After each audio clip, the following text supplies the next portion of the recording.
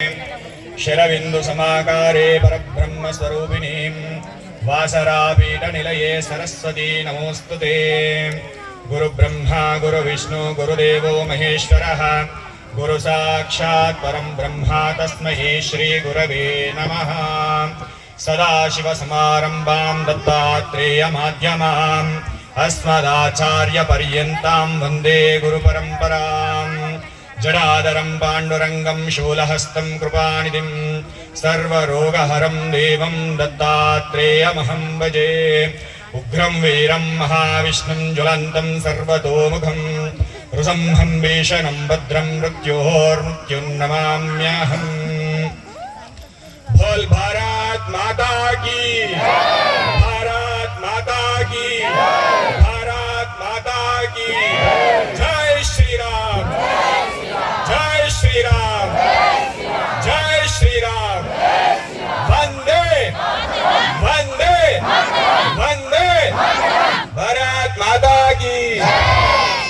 ఈరోజు మన రెంజల్ గ్రామ ఉపమండలంలో నిర్వహిస్తున్నటువంటి హిందూ సమ్మేళనం 100 సంవత్సరాలు పూర్తి చేసుకున్నటువంటి శుభ సందర్భంగా ఈ కార్యక్రమాన్ని నిర్వహిస్తున్నటువంటి యావత్ మా హిందూ బంధువులకు, ముఖ్యంగా మా ఆర్ఎస్ఎస్ సంఘ్ సేవా సైనికులకు, అదేవిధంగా ఈ కార్యక్రమానికి కదిలి వచ్చినటువంటి అశేషమైనటువంటి మా హిందూ బంధువులందరికీ, ఈ కార్యక్రమాన్ని వచ్చి ఆశీనులైనటువంటి స్వామివారికి, అదేవిధంగా ఈ కార్యక్రమం పైన ఆశీనులైనటువంటి పెద్దలందరికీ కూడా మా యొక్క నమస్కారాలు తెలియజేస్తూ అందరికీ కూడా స్వాగతం సుస్వాగతం.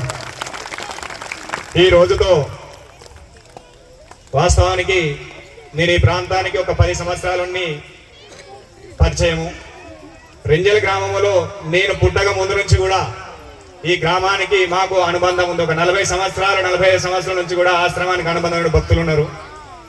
కానీ ఎన్నో రోజులుగా రెంజల్కు రావాలి స్వామి అని చాలా సందర్భాల్లో వాళ్ళు ఆహ్వానం చేసినప్పటికీ కూడా ఈ రోజు భరతమాత కార్యక్రమానికి భరతమాత పిలుచుకున్న సందర్భంగా ఈ కార్యక్రమానికి రావడం జరిగింది. అది మా పూర్వజన సుకృతంగా మేము భావన చేసుకుంటున్నాం. ఎందుకంటే ఎన్నో సందర్భాలలో చాలా మంది భక్తులు ఎన్నో కార్యక్రమాలు నిర్వహించి కూడా ఆహ్వానం చేసినారు. ఆ కార్యక్రమానికి ఆ పరమాత్ముడే ఆపి ఈ కార్యక్రమాన్ని కాదు, ఈ యొక్క మన సనాతన ధర్మం యొక్క సమ్మేళనానికి రావాలని ఈ రోజు పిలిపించినట్టుగా మా మనసుకు అనిపించింది. ఇది మా పూర్వజన శుక్రం పెద్దల యొక్క అనుగ్రహంగా మేము భావన చేసుకుంటూ ఉన్నాం.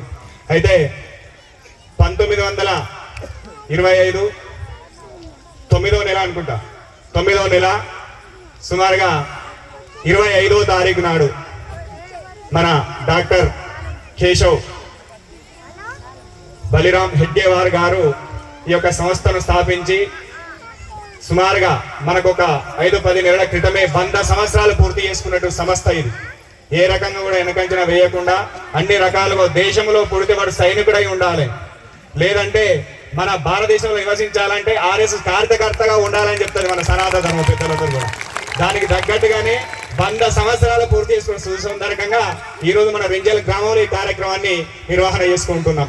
ఇంకొక ముఖ్య విషయం ఏంటంటే, ఎవరైతే ఆ డాక్టర్ గారు మన యావత్ హైందవ ధర్మాన్ని హిందూ బంధువులందరినీ సమైక్యం చేయడానికి ఆ జన్మ తీసుకున్నారో వాళ్ళు సుమారుగా 1989 ఏప్రిల్ 1 అనుకుంటా, 1989 ఏప్రిల్ 1 విజయదశమి రోజు జన్మ తీసుకున్నాడు. ఆయన జన్మించిండు ఉగాది రోజు జన్మించిండు. ఎందుకంటే మహాత్ములు ఎప్పుడైనా సరే జన్మ పొందుతున్నారు అంటే వాళ్ళ జన్మకు చాలా కారణాలు ఉంటాయి. ఒక జాతిని లేదా ఒక సంస్థను లేదా ఒక విషయాన్ని కనుక ముందుకు తీసుకెళ్లాలంటే వాళ్ళు తప్పనిసరిగా పూర్వజన సుకృతం అయి ఉండాలి. ఆ పూర్వజన సుకృతం కలిగినటువంటి వాళ్ళు తప్పనిసరిగా అద్భుతమైన రోజులలోనే మన జన్మిస్తారని చెప్పింది మన సనాతన ధర్మం.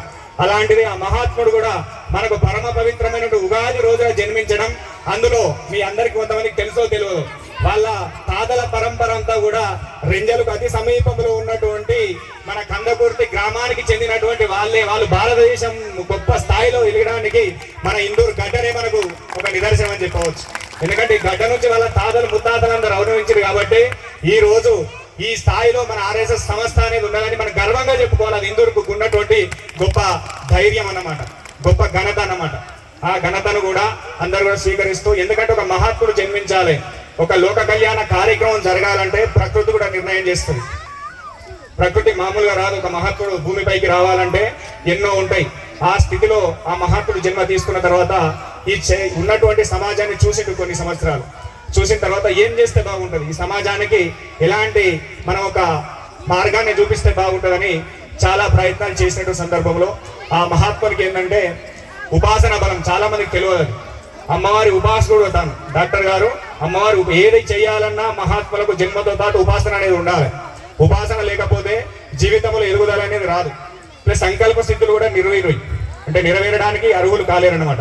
అదేవిధంగా ఆ అమ్మవారి ఉపాసన చేసిన సమయంలో ఆయనకు ఉన్నటువంటి భావాన్ని అంటే హిందువులందరినీ కూడా సంఘటితం చేయాలి, ఒక దగ్గర కూర్చుండబెట్టాలి, దాన్ని చేస్తే ఏ విధంగా బాగుంటుందని సంకల్పం చేసిన తర్వాత వాళ్ళ గురువారి యొక్క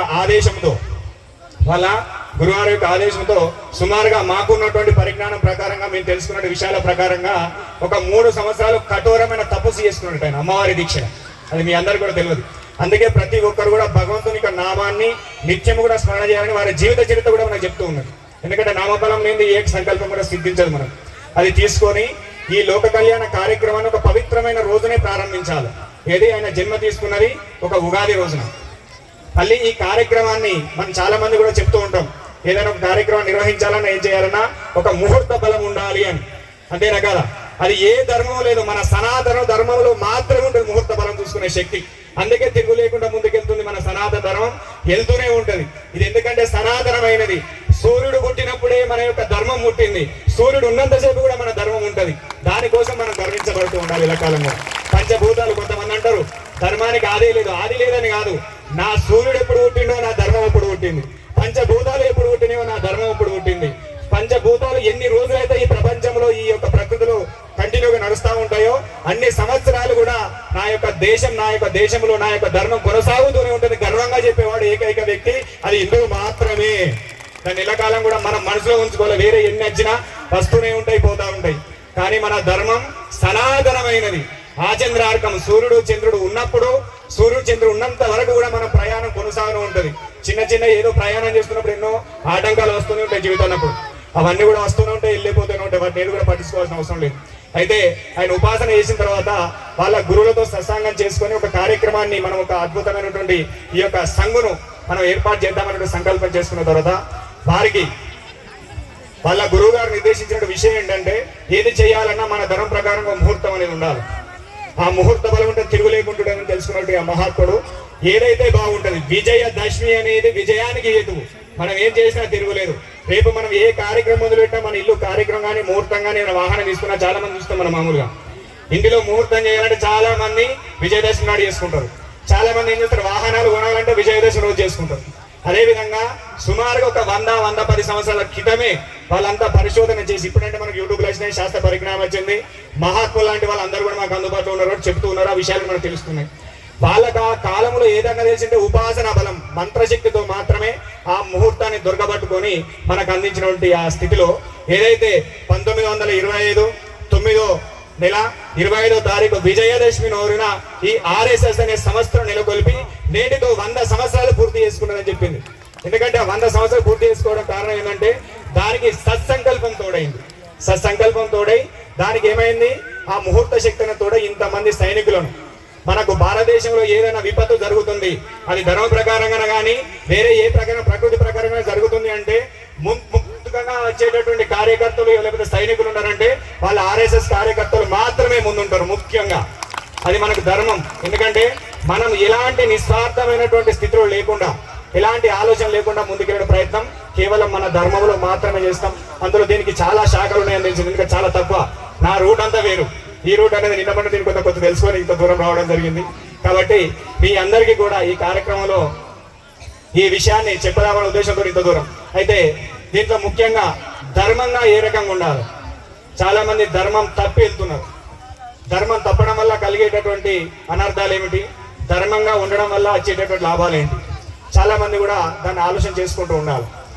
ఎందుకు ఏ మార్గంలో వెళ్ళినా ఒకటే మార్గం ఉంటుంది.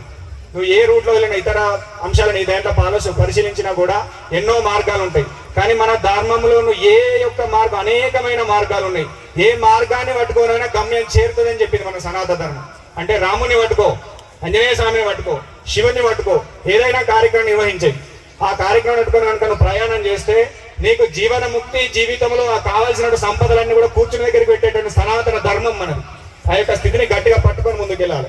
నువ్వు జయించడానికి కావాల్సింది ఏదైనా విజయం కావాలంటే ప్రతిరోజు హనుమాన్ దండకం చదువుకొని వెళ్ళిపోండి. మీ జీవితానికి చాలు విజయం వస్తుంది. ఇలా ఒక విషయం మీద వెళ్తున్నాం, ఒక కార్యక్రమం పైన వెళ్తున్నాం, దాంట్లో విజయం సాధించాలంటే ఏం చేయాలి? తప్పనిసరిగా హనుమాన్ దండకం కానీ, హనుమాన్ చాలీసా కానీ, శివుని యొక్క నామస్మరణ కానీ, లేకపోతే ఏదైనా సరే పెద్దలు చెప్పినట్టు నామాన్ని కనుక మనం పట్టుకొని వెళ్తే మన జీవితంలో ఆటంకం అనేది ఉండదు. అయితే ఈ ప్రయాణంలో ఎన్ని చేస్తున్నాం స్వామి, మరి మాకు ఎన్ని చేసినా ఫలితం ఉండలేదు, ఏం చేస్తే బాగుంటుంది అంటే ఏం చేస్తే మన జీవితం ఇంకా అభివృద్ధి ఉంటుంది అంటే దీనికి సంబంధించి ఒక 3 చిన్న అంశాలు ఉంటాయి. ఏంటిదంటే అది సంభోజనము, సహచర్యము, తర్వాత సాహిత్యం అనేటువంటి 3 అంశాలు మనం గుర్తించుకోవాలి.